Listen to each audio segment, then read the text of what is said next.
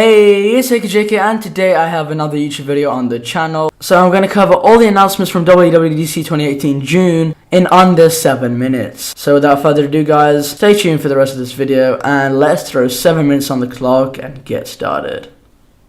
So the WWDC event brought many updates and announcements. However, no hardware updates, no hardware announcements, nothing relating to hardware, which is disappointing, but it is the Worldwide Developers Conference, something we've been expecting. Anyway, the first major thing that occurred in WWDC 2018 is the introduction of MemoMe.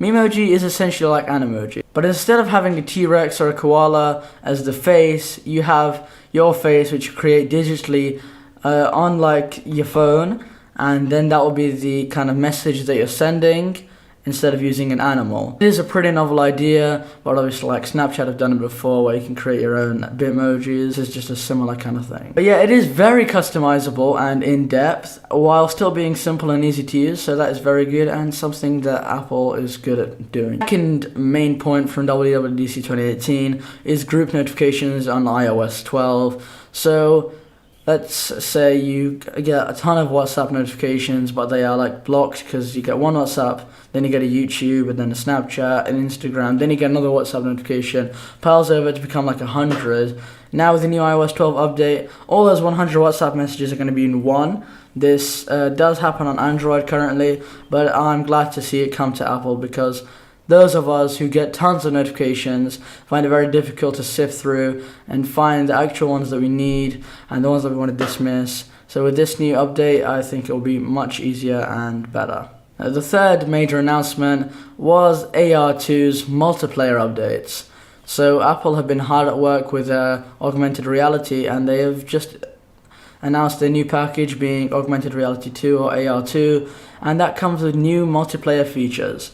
So they showed an example with a game where you're all in the same kind of room, you show your iPad or phone like with camera on the game and you start playing it. You can play it alone, yeah, but it's 10 times better with your friends. So now you can have like 5 people at once connected to the same game in the same surroundings, playing against each other or with each other, etc. Multiplayer version coming into AR, and I do think this is going to really boost AR, like take it to another level, and I'm excited to see what developers have in mind for new sort of applications for the AR2 kit. The fourth announcement from WWDC 2018 is also on iOS 12. The fourth major announcement from WWDC the fourth major announcement is also relating to iOS 12, and this is Siri shortcuts. So the example that was used in the actual event was using the tile. The tile is something which can track wallets, keys, whatever you've lost. So it'll click a button on your phone and it starts beeping. So with this, you're essentially making macro keys and cutting out any extra steps. Usually you go to the tile app, click the button, start scanning, then you click it, searches it, finds the one, you click it, scan, click it, and then it starts beeping. With this, all you need to do is set those steps under one command, being, I don't know, Siri, I lost my keys. And every time you say, hey Siri, I lost my keys, it will go through all those steps and in a very quick amount of time, and it's sorted. Obviously you can do it with many other applications, many other uses, but I think it's a pretty novel idea. The fifth major announcement is also relating to iOS 12, and this is group FaceTime. Group FaceTime has been done before on many other platforms, such as House Party, but it's nice to see it brought into Apple. Now you can have up to 32 people at once on one FaceTime call, which is pretty legit.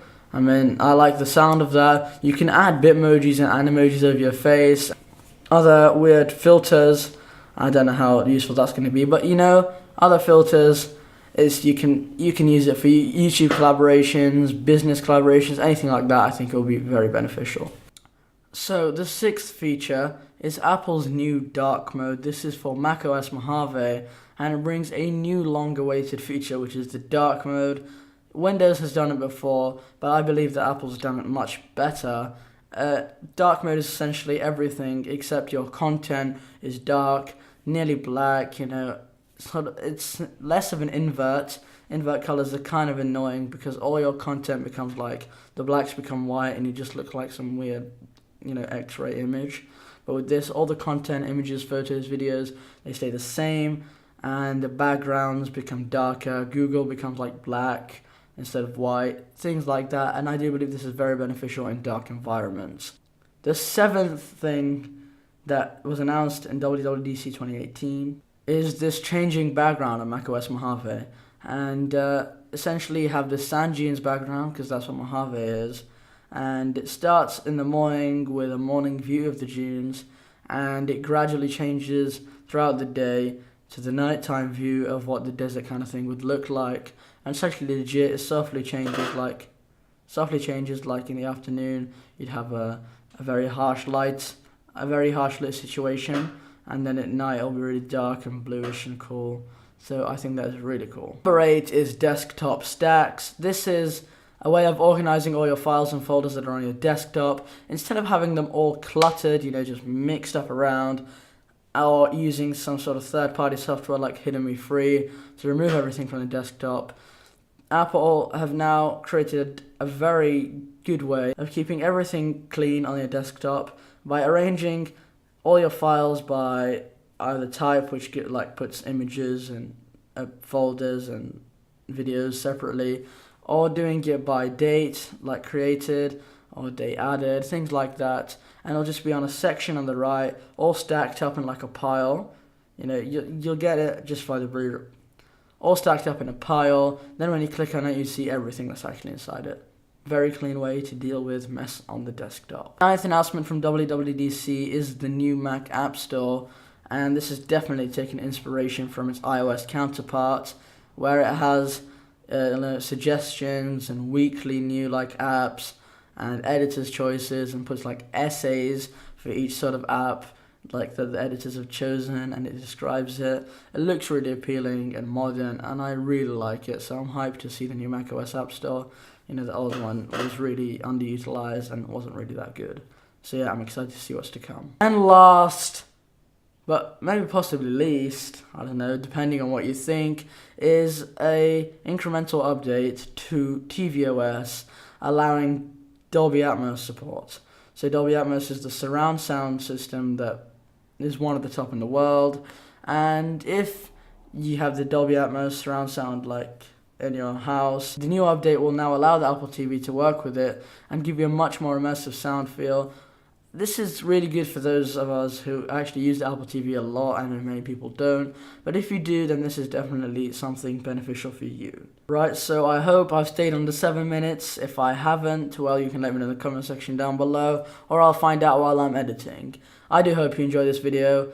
I have been AKAJK, you have been amazing. I hope I'll see you again in tomorrow's video, if I do post tomorrow, inshallah. Because here at AKAJK, the grind is daily.